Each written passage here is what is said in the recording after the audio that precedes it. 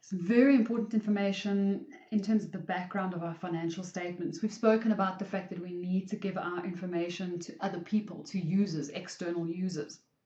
So here we've got to be very careful that we give them what they need, that there is a consistent approach to this, and that we follow the rules in terms of creating this information.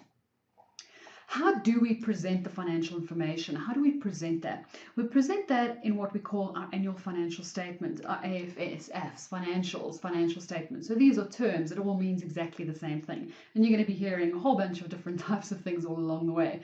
Financials, annual financial statements, AFS, AFS, whatever it's the same thing.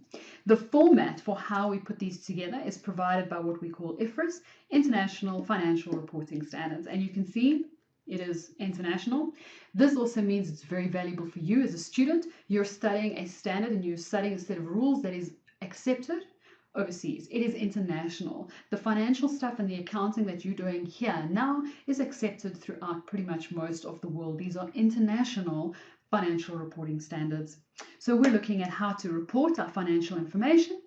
I'm saying you should be using some kind of standard. You must make sure you do it the same way as everyone else.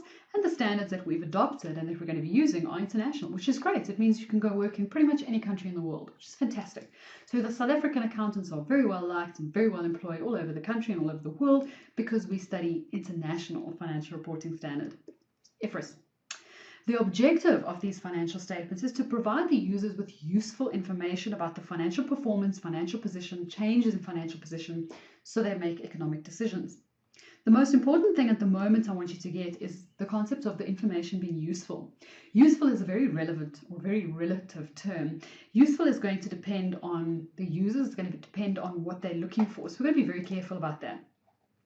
What attributes must the financial information have in order to be useful?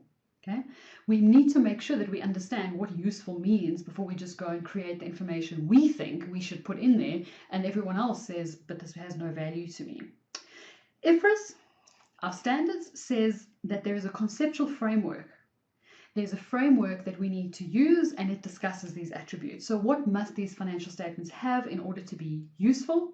And IFRS tells us what that is, and that's in the conceptual framework, and these are known as qualitative characteristics. So you need to learn that. What are the qualitative characteristics of the financial information in order for them to be useful? So we need to take a look at that next.